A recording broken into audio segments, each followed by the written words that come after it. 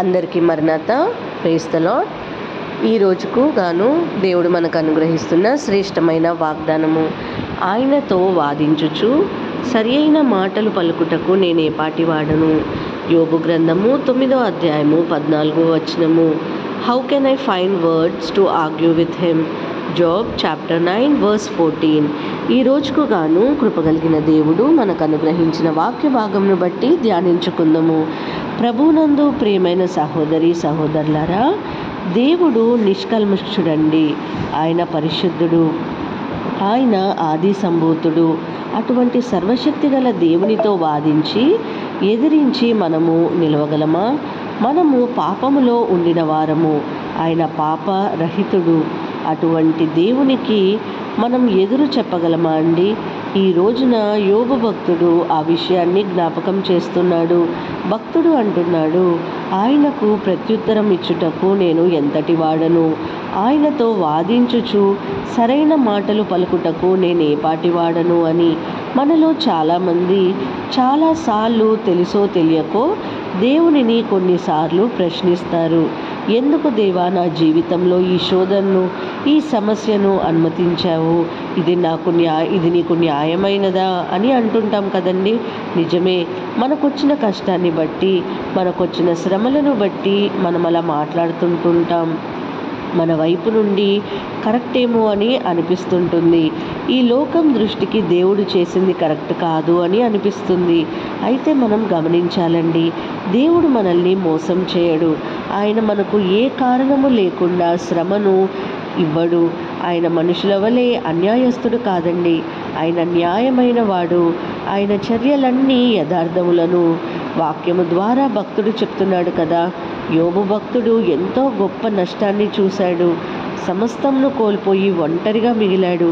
ఒక్కసారి ఆలోచించండి, నిన్నటి వరకు బాగానే ఉన్నటువంటి లైఫ్, ఆస్తి పాస్తులతో, సర్వ సంపదలతో, బంధాలు బాంధవ్యాలు ఉన్నటువంటి జీవితము ఒక్క రోజులోనే, ఒక్క క్షణములోనే మారిపోయిందండి. నిన్న ఉన్న ఆ పనివారు, పశువులు లేరు, సంపద లేదు, మరి ముఖ్యంగా కుటుంబం లేదు, ఆరోగ్యం లేదు. అటువంటి వ్యక్తిగా ఉన్నటువంటి అతను వాస్తవానికైతే దేవుణ్ణి దూషించేవాడుగా ఉండాలి. అపవాది ప్లాన్ కూడా అదే. కానీ యోబు ఏమంటున్నాడు? ఆయనతో వాదించుటకు నాకు మాటలు లేవు, ఆయనకు సమాధానం ఇవ్వడానికి అసలు నేను ఎంతటి వాడను. ఒకవేళ నేను నిర్దోషినై ఉన్నప్పటికీ ఆయనకు ప్రత్యుత్తరము చెప్పచాలను అని అంటున్నారండి. ఎందుకో తెలుసా? అతను సాధారణంగా మానవుడని, పాప స్వభావం కలిగి ఉన్నాడని. ఒక మనిషి అయితే అతనితో నేను వాదించగలను, ఎదిరించగలను, ఇది న్యాయమా అని అడగగలను. కానీ ఆయన సర్వశక్తిమంతుడని యోబు గ్రహించాడు. అందుకే గొప్ప మాటలు అంటున్నాడండి. భూమిని దానికి స్థలములలో నుండి కదిలించువాడు ఆయనే, దాని స్తంభంలో అదరచేయువాడు ఆయనే. ఉదయము ఉపవొద్దని ఆయన సూర్యునికి ఆజ్ఞాపింపగా అతడు ఉదయము ఆయన నక్షత్రములను మరుగుపరచును. ఆయన ఒక్కడే ఆకాశ మండలములో విశాలపరచువాడు. సముద్ర తరంగముల మీద ఆయన నడుచుచున్నాడని ఆయన యొక్క గొప్పతనం గురించి, మన దేవునికి కలిగిన శక్తి గురించి వివరిస్తున్నాడండి. సాధారణంగా మనం మాట్లాడాలి అన్నప్పటికీ, ఇంకొకరితో పోటీ పడాలి అనే ఆలోచన చేసినప్పటికీ ఆ ఎదుటి వ్యక్తి మనకు సరిపోయేవాడా అని మనము తప్పక చూస్తాం కదా. కాళ్ళు లేని వారితో కాళ్ళు ఉన్నవారు రన్నింగ్ రేస్ చేస్తారా? బలహీనులతో బలవంతులు పోరాడడానికి ఒప్పుకుంటారా? బహుశా యోబు భక్తుడు కూడా అంతే అనుకుని ఉంటాడు. ఆయన ఈ లోకాన్ని సృష్టించిన వాడు, నేను కూడా ఆయన సృష్టిలో ఒక భాగమే.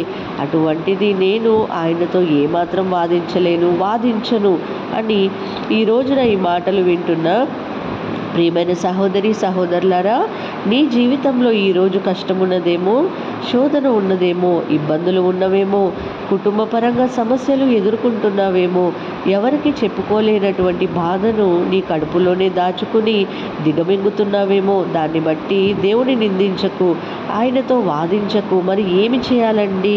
ఎలా నా సమస్యలను పరిష్కారం వస్తుంది? ఎలా నా గుండె కోత తీరుతుంది అంటే, యోబు భక్తుడు చెబుతున్నారు, ఆయన న్యాయకర్త అని.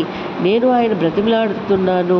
అవునండి, ఆయనతో నరమాములు అల్పులము, మనము ఆయనతో వాదించడం కాదు, కానీ ఆయనని బ్రతిమలాడుకోవాలి. ప్రార్థనల ద్వారా, విజ్ఞాపనల ద్వారా సర్వశక్తి గల దేవుని వేడుకోవాలి. ఆయనకు మొర్రపెట్టిన వారిని దేవుడు ఎన్నడూ త్రోసివేసేవాడు కాదు. ఆయనకు మొరపెట్టిన వారిని దేవుడు ఖచ్చితంగా ఒక నూతన జీవితం ఇస్తారు కదా. ఈరోజు నా యొక్క ప్రార్థనలకు కూడా ఆయన తప్పక జవాబిస్తారు. ఒక న్యూ లైఫ్ మనకి అనుగ్రహిస్తారు. ఇంతవరకు పడిన బాధలన్నింటినీ మర్చిపోయేంతగా గొప్ప ఆశీర్వాదం దయచేస్తారండి. ప్రార్థన చేసుకుందాం. ప్రార్థన.